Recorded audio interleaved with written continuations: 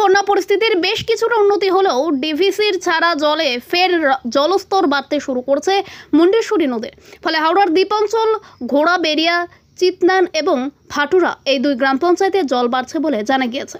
উল্লেখ্য, ইতিমধ্যে প্লাবিত হয়েছে হাওড়া দ্বীপাঞ্চল এই দুই গ্রাম পঞ্চায়েত। ফের নতুন করে জল ছাড়ায় মুন্ডেশ্বরী নদীর জল হু করে ঢুকছে এই দুই গ্রাম পঞ্চায়েতে।